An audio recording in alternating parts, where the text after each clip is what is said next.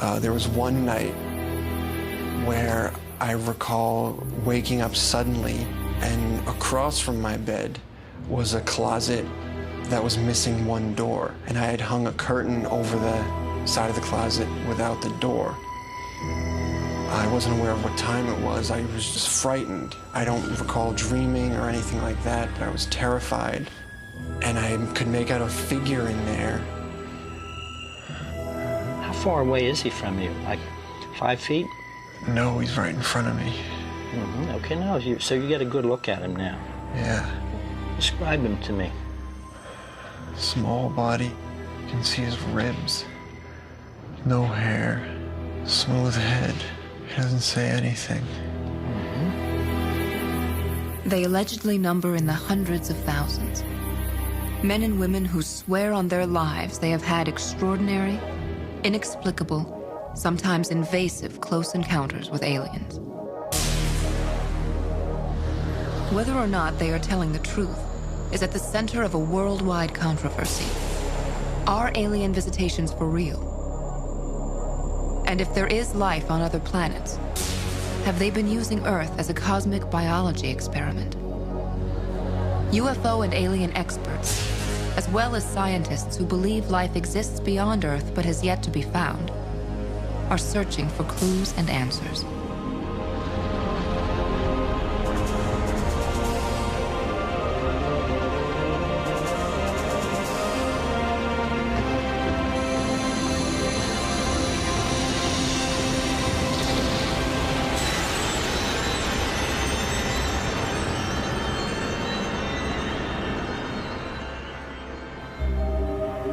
The age-old quest to decipher if we are only part of a vast cosmic community has spawned many visions and stories of alien creatures walking the Earth.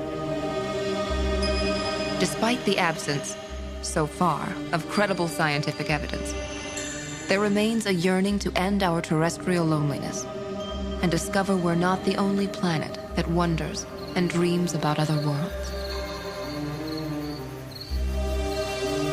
This yearning also has prompted mainstream science to dedicate more and more time and money to the search for alien life.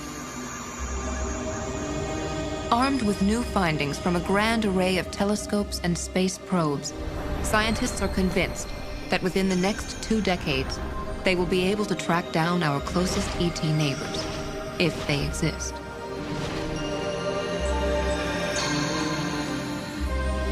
Alien abduction proponents and their research subjects insist the aliens are already here. They point to the accounts of people such as Bob Smith and his mother Susan, who claim to have witnessed paranormal encounters with extraterrestrials. Sometimes the experiences are so traumatic. To find answers, those who believe they have encountered aliens turn to freelance abduction detectives like Bud Hopkins. Hopkins, an artist in New York City, became intrigued with UFOs more than 25 years ago. Ever since, he has devoted himself to investigating tales of alien encounters and abductions. I remember my daughter would come down in the morning saying, what the heck was my brother doing all night long, because I couldn't sleep because there was so much knocking going on in his room. Now, he shared the room with his younger brother, and they were petrified of the closet.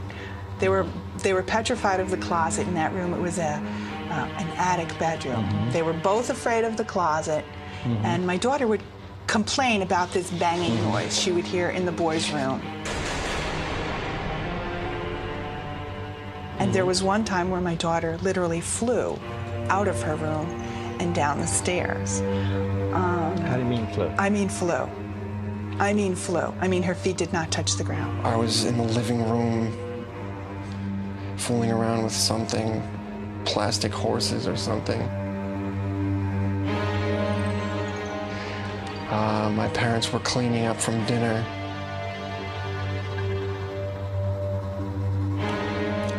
My little brother was asleep under the dinner table, which was his habit at the time.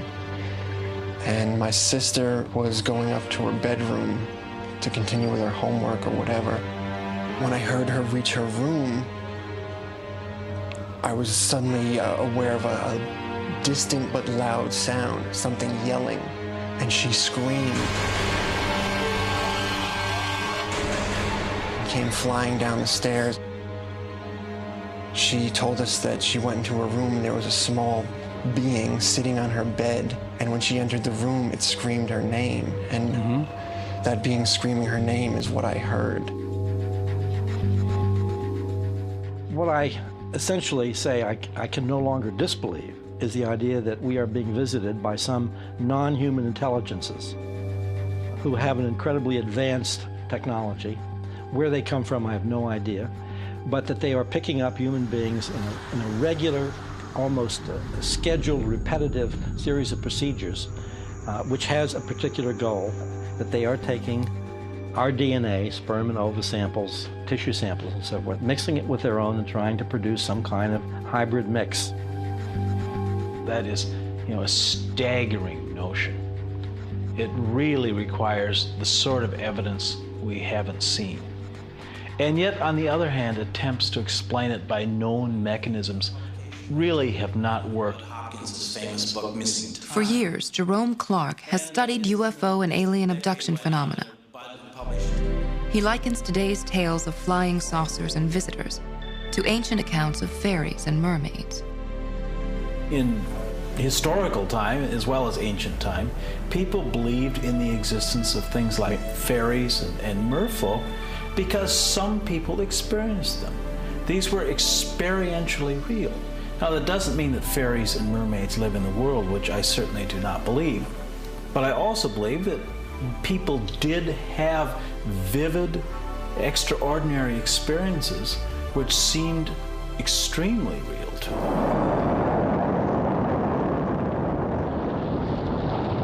Stories of alien abduction, however, date back only to the late 1950s. Roughly the same time the United States and Russia began launching man into space. In September 1961, Betty and Barney Hill say they saw a UFO while driving along a dark New Hampshire road. When they got home, the Hills were 2 hours later than expected, a missing block of time neither could explain. Under hypnosis, a sometimes controversial method of retrieving memories, each claimed they had been taken aboard an alien spacecraft. Speaking with its occupants and undergoing medical examinations.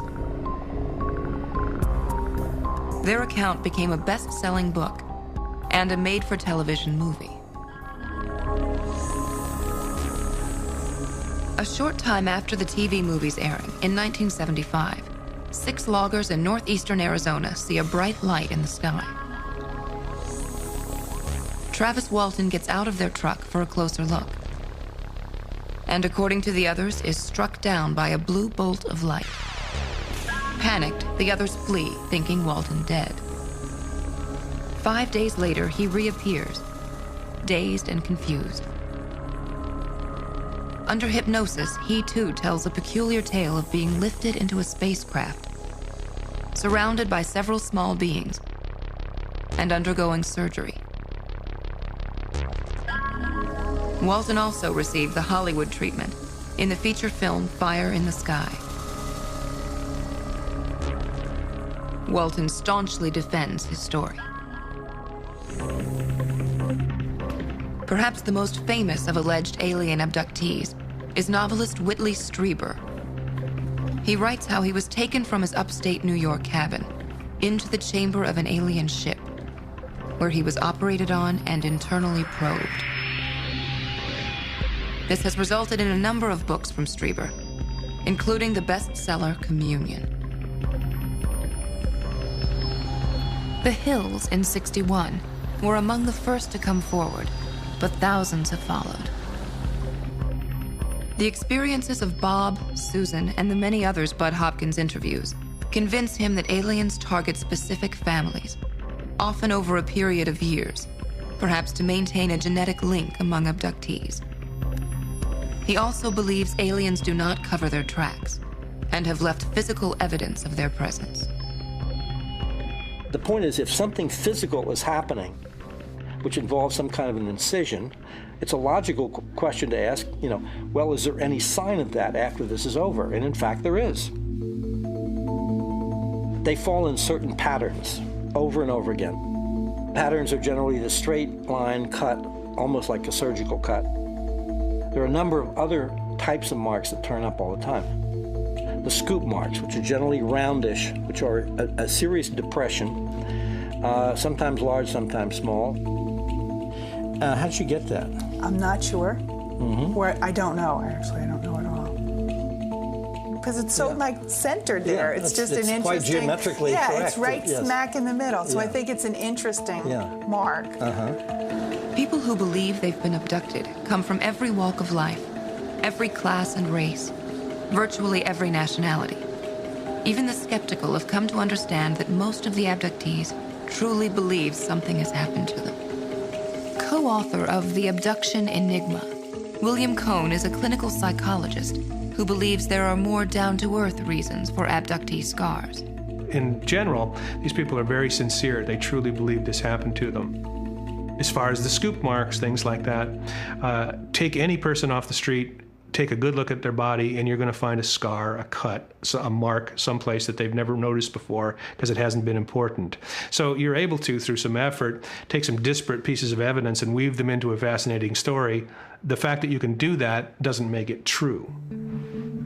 Suppose you wake up some morning and you have a scar on your body and you can't explain it, then the answer is you can't explain it. I mean, just because you have a cut, a bruise, or a scar doesn't mean aliens did it. Similar cuts and marks were pointed to as proof of sorcery during the Salem witch trials in 1692. Whether abductee scars are natural or the work of aliens is just part of a fiery controversy. It challenges not only the stories of alien abduction, but the methods used to uncover them.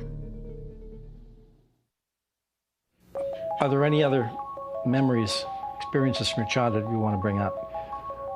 There was one night where I recall waking up suddenly. I wasn't aware of what time it was. I was shot up in bed. Across from my bed was a closet that was missing one door, and I had hung a curtain over the side of the closet without the door. I saw a small white hand grasp the curtain from the inside and pull it to the side as if to open it. And I could make out a figure in there. I was terrified.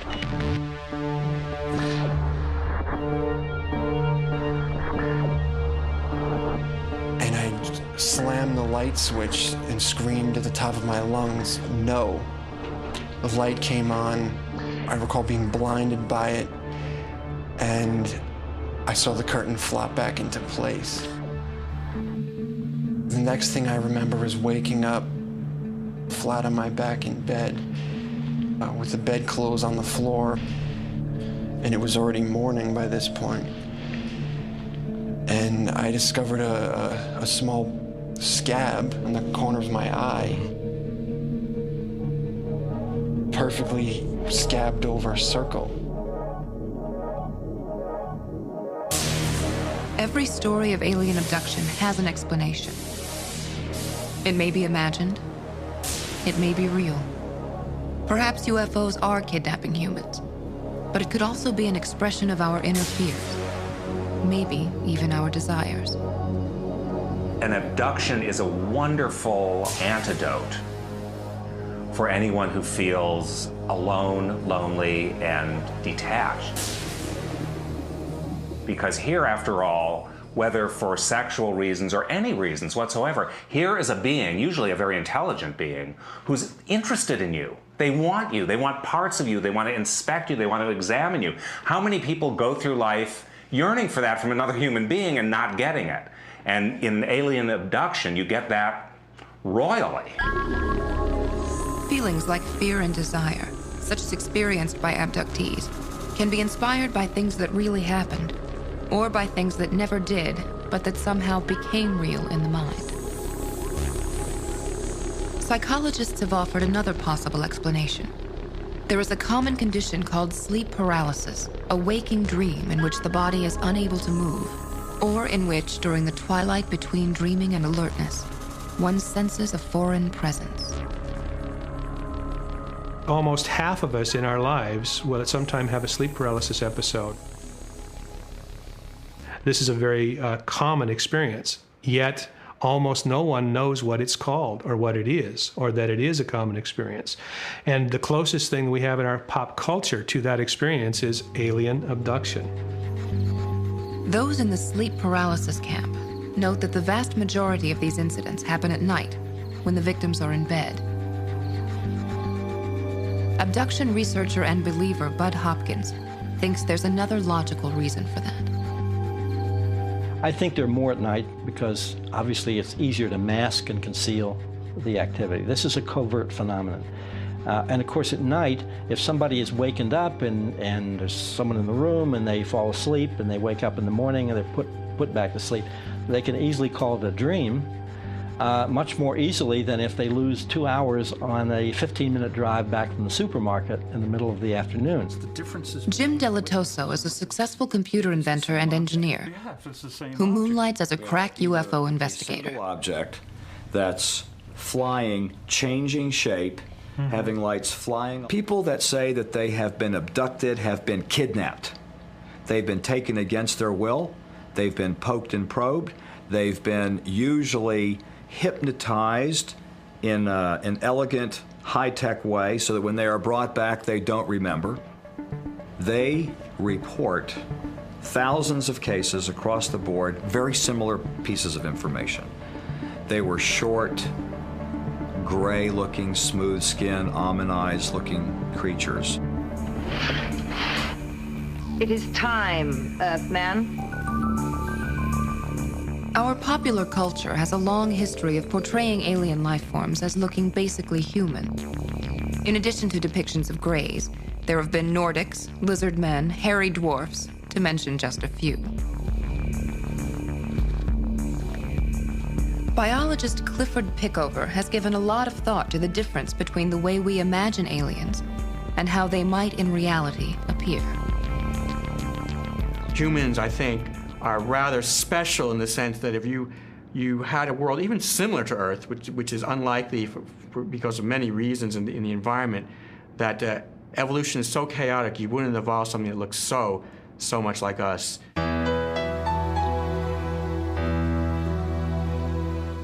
I think some of the typical aliens that we hear about and see in the literature, these greys and these Nordics, they're all too humanoid.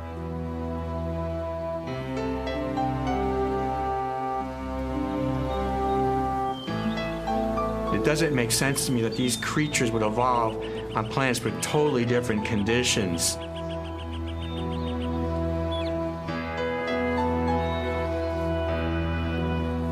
The appearance of aliens, as reported by alien abductees, seems to have evolved through time. In the early 40s, we had little green men. And only in the early 60s, about 1961, did we get creatures something like this with the large black wraparound eyes. It's very doubtful that evolution would follow a path that led to this type of creature on other worlds. One interesting model for an alien would be an octopus. Not many people realize that the octopus is a highly intelligent creature. Some say it's about equivalent to a dog, which is remarkable for such a strange creature. Its brain is highly textured, it's weird, it wraps around the esophagus. Octopuses are highly emotional. Their emotions are revealed with their color changes. They can't even shield their emotions from us. One wonders if we met an alien race that couldn't shield their thoughts from us, how that would affect our negotiations. Likewise, what if all our inner thoughts revealed to alien life just by their looking at us or sensing things about us, how that would affect their interactions with us. UFO and alien enthusiasts may differ from mainstream scientists over ideas of what aliens might look like. What is less and less in contention is their actual existence. even, surprisingly, right within our own solar system.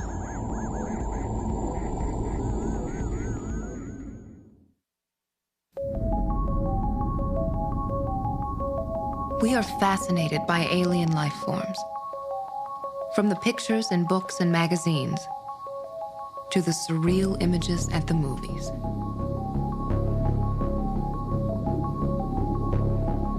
As it turns out, we may have no further to look than the cosmic equivalent of our own backyard, the solar system. Recent pictures and other data sent back from the Galileo space probe have shown signs of water on one of Jupiter's moons. What's more, the Mars Pathfinder has detected evidence of ancient water on our nearest planetary neighbor. H2O, of course, is a key ingredient to life. In coming years, NASA plans to launch another probe toward Jupiter and its moons to take a closer look.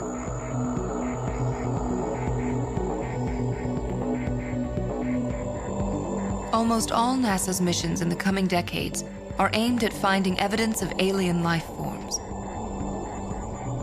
Its Origins program, for example, is searching for the origins of life itself in the universe.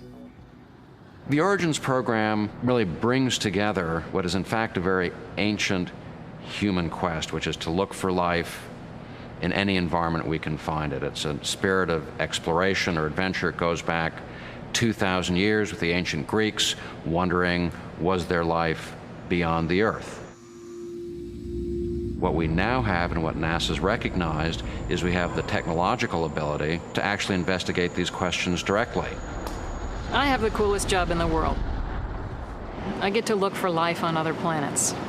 And in terms of what that would mean to me personally and to humans in general, I mean, come on. To answer the question, are we alone out there? I can hardly think of any bigger question. Over the last few years, evidence of at least the proper conditions for alien life has caused considerable excitement. When the Galileo spacecraft sent back images of Europa, one of Jupiter's 4 largest moons, the pictures distinctly showed the surface blanketed by a crust of ice. The high-resolution data from Galileo have given us even more hope that there really is a liquid ocean underneath there. We see things that look like cracked ice and basically frozen in place icebergs on the surface. And by measuring the gravity of Europa, we've been able to determine that the thickness of this water layer combination of ice and water must be about 100 kilometers thick, 60 miles. Scientists theorize a deep ocean, warmed by a hot inner core, which itself is heated by internal friction from gravity between Europa and its mother planet, Jupiter. The answer to whether life could exist in such environments may already have been found, right here on Earth. More than a mile beneath the sea, near the coast of Ecuador, just off the Galapagos Islands, where Darwin contemplated evolution, lies the Galapagos Rift. Ancient volcanic fissures in the ocean floor are shrouded by never-ending darkness. Here's a place where the pressures are great enough to crush a ship like the Titanic, like an empty Pepsi can, where there's toxic chemicals coming out of the ground that are superheated to 750 degrees Fahrenheit, where there's never been any sunlight. Here's a place where there should be no life at all, and yet we're finding more life than we can ever imagine. In some places, we're finding a diversity and density of life that are higher than the tropical rainforests. And this has totally revolutionized our view of life on this planet and in other places in the solar system as well. In 1977, the Woods Hole Oceanographic Institute sent a 3-man submersible into the Galapagos Rift's deadly waters. Researchers were stunned to find a bizarre array of creatures. The volcanic chimneys teemed with red, plushy-headed, mouthless tube worms. Giant clams fed off bacteria that thrived on chemicals generated by the intense heat. The science fiction-like sea organisms found deep within the Galapagos Rift have scientists re-evaluating the odds of life beyond Earth. One of those potential environments for alien life forms may be the ocean that many believe lies beneath the ice of Jupiter's moon, Europa. NASA extended the Galileo mission an additional 2 years, in part so it could focus on Europa, amassing a collection of close-ups that may, under further analysis, hint at the existence of underwater alien life there. In the long run, I think NASA is very interested in sending a number of missions to Europa, first to map it, and then in the longer term to put down landers and start trying to break down below the ice and see what we can find.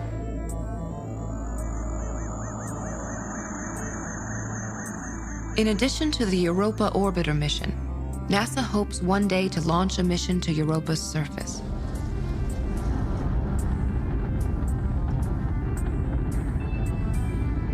Remote-controlled underwater probes called hydrobots would melt through the ice, hunting for alien life forms in the waters beneath. Ultimately, I have friends that are oceanographers who are just champing at the bit, waiting to get a mission to Europa where they might be able to bore down or melt down and actually get a little robot submarine in the ocean of Europa. We believe that that environment is in many ways similar to the environment on the Earth's ocean floors. Maybe the Earth's ocean floor is many billion years ago when life began forming on the Earth. You get lots of different opinions from different scientists as to whether then it's likely that life would form or not likely that life would form. In a very real sense, the only way to find out is to go and look, because our theories just aren't good enough to tell us that. We have only one example of a planet with life on it that we can study, and that's right here. To answer that question about how likely it is someplace else is you've got to go look in those places.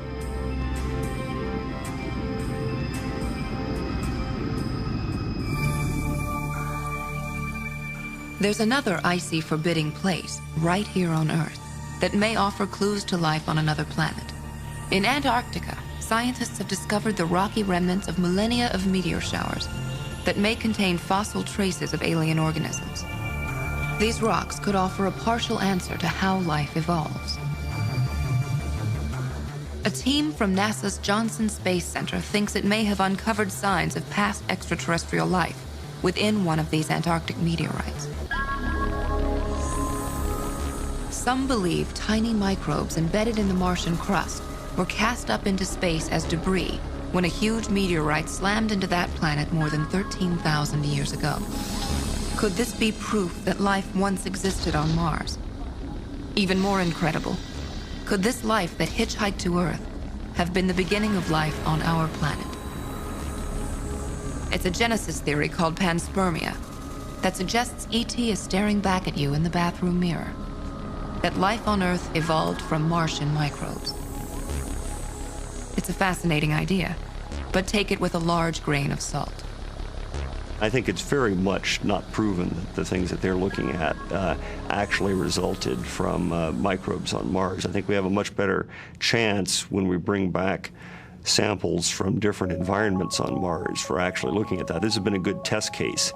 But I think the things they're talking about are too small. I don't think the chemistry really proves the case that these people are making. Microbes in a rock aren't exactly what our popular culture has in mind when it imagines strange beings from another planet. Those slow-eyed alien grays from the TV and movie screens, the ones allegedly making personal visits to our friends and neighbors, have a lot more sex appeal. And though certainly profoundly intriguing, we cannot be sure that there are real extraterrestrials lurking in the memories of alleged alien abductees. However, the alien life forms scientists agree could exist on other places in our very own solar system might be the first pieces of a grander puzzle. When complete, it could amaze us with proof of alien worlds in our galaxy and the greater universe. We may be part of an astounding cosmic family tree. Life is very hardy and it's very tenacious. And what I can say is, if it's out there and it's in our solar system, I think we'll find it. Maybe beyond our solar system. Who knows? Take a stroll through your neighborhood toy store or novelty shop. You'd think we were the alien nation. The obsession with UFOs and ET visitors has overtaken our pop culture with all the zeal of a new religion. When you sip your latte from a cup with an alien gray on it, or wear a t-shirt that says the truth is out there, you're not only making a fashion statement, you're also making a nod to the approximately 50% of the American public who say they believe we've been visited by beings from other worlds. Oh, I definitely believe in UFOs and aliens. I had a friend once that claimed to have encountered an alien. I feel that there's no scientific evidence for them in the universe. We're from Pennsylvania. And I don't think we have any aliens in Pennsylvania. My grandmother used to say a funny thing when I lived in Kansas. She said, you know, when you go out the back door, make sure you don't trip over the little green men. Some of the stories are pretty unbelievable about people being abducted, but I think probably, maybe something like that has happened. I don't know. And I'm actually pretty content in saying that I don't know. I think they come to explore us.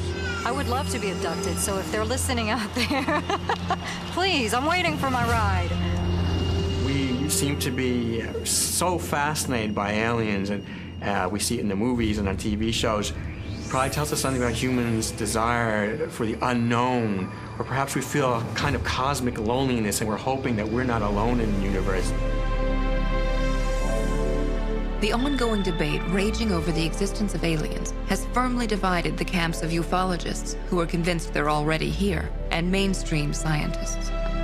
For the latter, the hunt for alien life became a legitimate scientific effort when, in 1960, the young astronomer Frank Drake conducted the first microwave radio search for signals from other solar systems. He later founded SETI, which stands for the Search for Extraterrestrial Intelligence. And we all know that it would be the most wonderful adventure to learn of the creatures of other worlds, what they're like, what their histories have been, how they live, what their technology might be. It's just one of the most fascinating things, not just to scientists, but to everybody. Of course, we have now entered an era where we have a real chance to detect other civilizations. Scientists don't expect to find anything pop culture recognizes as an alien within our own solar system. What does intrigue them, however, is whether the alien life forms we may find on other planets and moons could evolve from a primitive state elsewhere in the universe. Whether over millions of years, aliens capable of using tools could fashion a complex civilization. I'm very doubtful that intelligent, spacefaring, technological creatures have evolved on other worlds. I know this sounds somewhat heretical with the vast universe we live in, but it seems to me that intelligence is not necessarily selected for. It's not the inevitable result of evolution. 50 billion species have evolved, and only one on Earth has this technological capacity. I personally think that this issue of whether life can arise in other environments in the solar system will probably be answered in the next generation. And if the astronomy capabilities continue to progress, we may even have similar answers about some other star systems within a generation. That's being somewhat optimistic. Dr. Johnson's optimism is already being borne out. April 1999. An especially stunning announcement comes from the world's most prolific planet hunters. 3 teams of astronomers have discovered the first solar system beyond our own. Because so far we can't directly see the planets with telescopes, they were identified by the gravitational path of the star around which they orbit. The telltale wobble is caused by the gravitational tug of at least 3 planets orbiting Upsilon Andromeda, a star very like our sun, 44 light years away. I think it's both a major step and a baby step. I think it's a baby step because we have so much further to go. I think it's a major step because it has, I really think, confirmed at least in my mind and the mind of many people, that, as I say, these solar systems are common, and this is going to give us an enormous impetus to look at other nearby stars in much greater detail. Looking for these things involves looking at a level of faintness that we have never tried to reach before. And so the first thing that we have to go for are extremely large telescopes, and we started making those at the university some 20 years ago now. Mount Hopkins, outside Tucson, Arizona, has been home to the Multiple Mirror Telescope Observatory. 6 perfectly aligned mirrors that 20 years ago were cutting edge, state-of-the-art. Now, with enormous advances in computer and telescope technologies, the multiple mirrors have been replaced by a single mirror.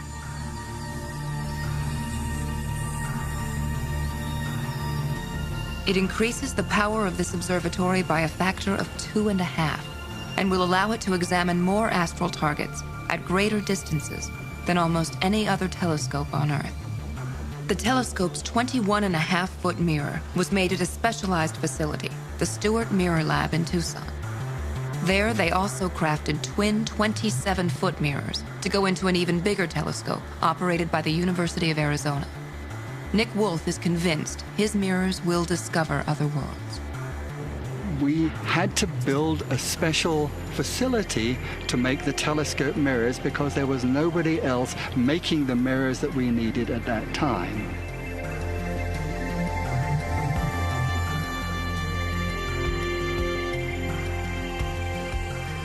And that telescope will be sensitive enough to detect the kind of dust that we have in the solar system, but around a star that is up to 50 light years away. But even these exquisitely made instruments have their limitations. To see further and even more precisely, we have to get above our atmosphere, escape the bonds of Earth, and view the universe from space itself. NASA has an ambitious agenda of projects for launch over the next 2 decades to succeed the Hubble Space Telescope, which will finish its work in 2010. Using new technologies, they will probe the depths of the universe with greater power than ever before. The first of these assignments is a mission that's a mouthful, the Space Infrared Telescope Facility, SIRTIF for short. It's the first major project of the NASA Origins program. Infrared telescopes observe stars and planets by measuring their heat signatures. In pursuing clues to the birth and evolution of galaxies, stars, and planets, SIRTIF will also be identifying possible homes to alien life forms.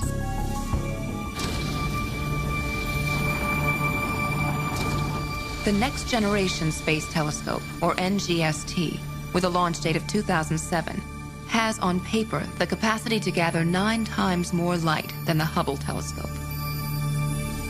The view it brings back to Earth should revolutionize our thinking about the universe. Perhaps the most exciting mission on the drawing board so far is the Terrestrial Planet Finder.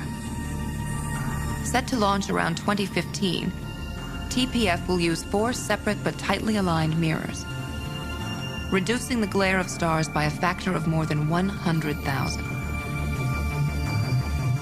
It will examine the hundreds of stars closest to Earth to find every nearby Earth-size or larger planet, some perhaps harboring alien life. But I think the greatest contribution that TPF will make is help us to understand how the laws of physics, chemistry, and biology come together to create life. TPF actually will be an experiment, not so much for the astronomers as for the biologists. If we can give the biologists 20 or 30 planets where life is evolving in ways that are totally different from the way they're evolving on Earth, that will really advance our understanding of life itself. The data collected from NASA's big new telescopes will be analyzed for signs of the basic building blocks needed to spawn alien life forms. At that point, life is not just a single event that happened once in the entire universe, but it's actually a phenomenon that we can study, investigate, that's happening all over the universe. And in that sense, it's a paradigm shift. Many people believe that life is widespread in the universe, but that's very different from knowing it and starting to study it beyond our own Earth. If we ever do make such a discovery, it would be as revolutionary as Copernicus and Galileo discovering that Earth is not the center of the universe. Despite the UFO and alien abduction proponents, who believe extraterrestrials are already here, this is the scientific revelation that would irrevocably alter our thinking, our faith, our planetary way of life.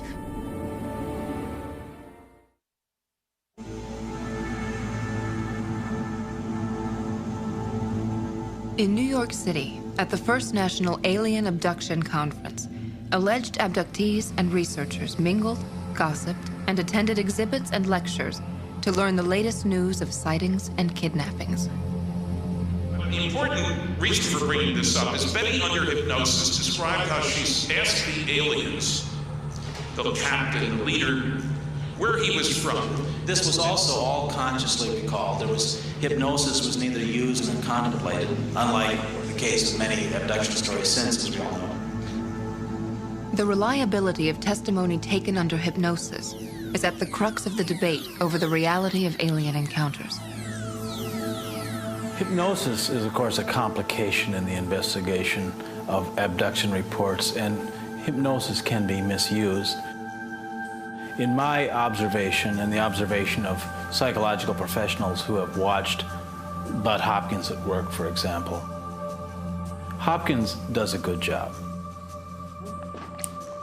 The issue of following this up and looking into it using hypnosis, I'm curious about your feelings about that subject, of exploring this further. Through hypnosis or any other method, I would actually be very interested. Because I'm conflicted. I really feel like something happens, has been happening, and will continue to happen. That's not precedented by everyday life. But I'm also aware of the activity of my imagination. Skeptics argue that the pervasive influence of TV, movies, books, and magazines about UFOs and aliens, and leading questions from investigators, are responsible for the elaborate stories spun. The basic complaints that are made are that somehow I'm implanting these ideas, and that somehow or other we're leading the witness, and these witnesses are just sort of simple-minded pieces of putty in the hands of the hypnotist. Well, the point is that can be easily tested. All you have to do is to come to sit on a session and see whether, in fact, that's happening. That first instant will come clearly back to your mind, your memory. 1, you're lying in bed. Something is going to change. 2, right on the edge now. 3. Hopkins suggests that the sheer volume and similarity of accounts he's accumulated is proof that some other outside force is at work. Just tell me your emotions, your feelings, what you sense. Scared. Scared. At the time, this was very scary. You were scared, you wanted to go out the window. But I want to find out what you're scared of. I said you may see something, you may hear something, you may just sense something. Tell me, what is the first thing that you notice? Feel my hand. Something moving. Something moving. How far away is he from you? Like 5 feet? No, he's right in front of me. Okay, now so you get a good look at him now. Yeah. Describe him to me. Small body, thin. You can see his ribs. Is that through his shirt? You can see No, it? he looks naked. No hair. Smooth head. He doesn't say anything. He's just looking at me. going to feel a great sense of relief too. One of the things about that relief is you realize that parts of your life, memories of whatever they are really, but clear memories, have been hidden from you or taken from you, and now you have them back.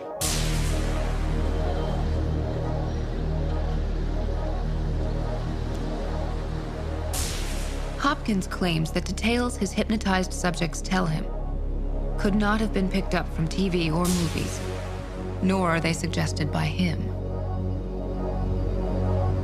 A person describes being in a room and aliens and so forth, and they say the only furniture in the room is a table.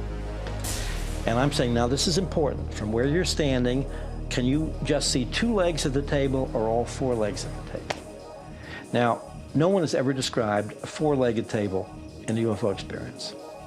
I'm using a simple example. This can be multiplied 1,000 times because an investigator with experience knows what the patterns are and can ask very subtle leading questions. For 2 centuries, hypnosis has been an effective tool in treating pain, phobias, and other forms of mental illness. But no one really knows how it works. Throughout history, hypnosis has been used for one purpose, and that is to implant memories in people. For example, if you came to me and wanted to quit smoking, I would hypnotize you and tell you, you don't want to smoke anymore. You no longer like cigarettes, and you would walk out not wanting to smoke. So the idea of hypnosis is to put ideas in people's heads. This is something that seems to have been lost on researchers of abductions because they're inadvertently putting ideas in people's heads, thinking that they're actually recovering them, but they're actually putting them in there. According to the master mental wizard and entertainer known as the Amazing Kreskin, about 90% of the population is susceptible to hypnosis. Kreskin believes that hypnosis does not coax back repressed memories. It's nothing more than pure imagination, sparked by the power of suggestion.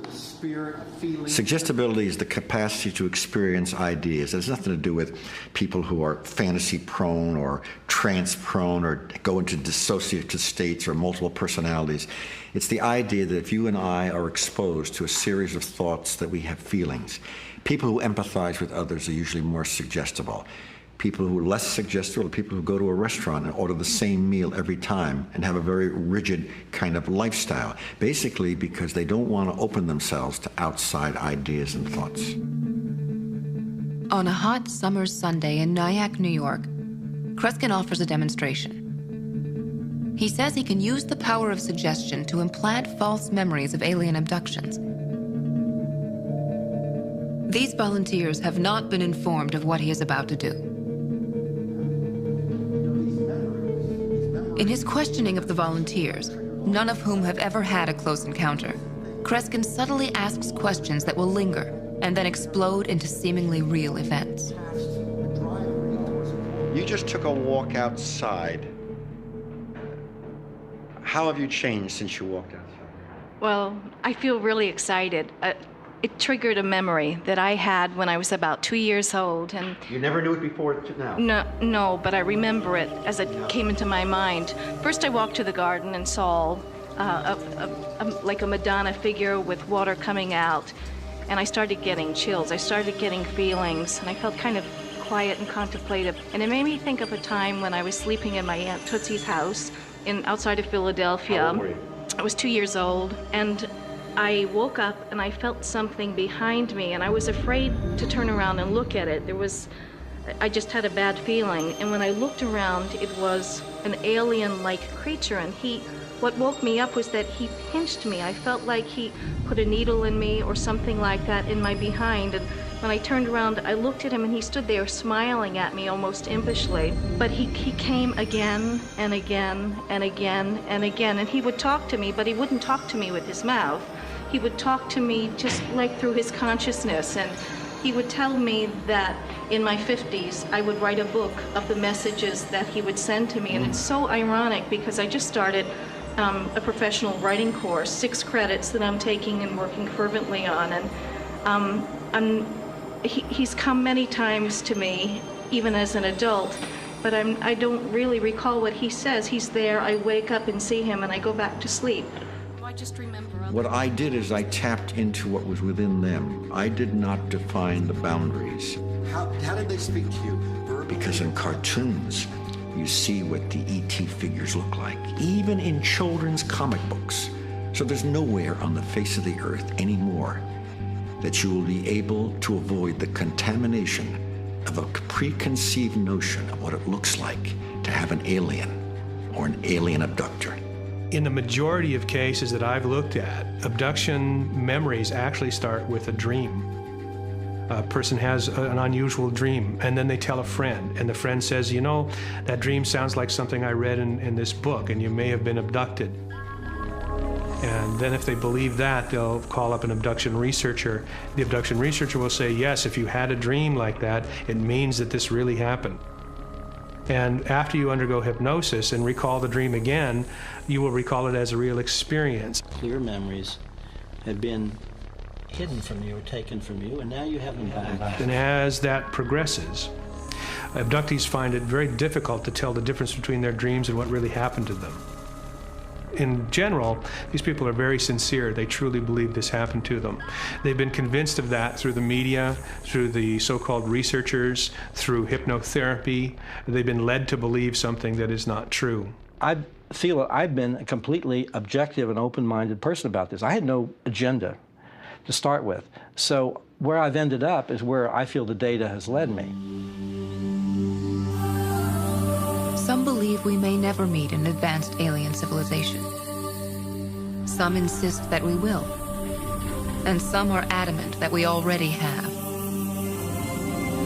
In our lifetime, the most radical news of aliens may come not from proof of UFOs or alien abductions, but when we're able to prove that there's even rudimentary life beyond Earth. Meanwhile, the secret thrill, or even the tinge of fear that keeps our imaginations alive to the possibilities, will persevere. Nothing can stop a good story.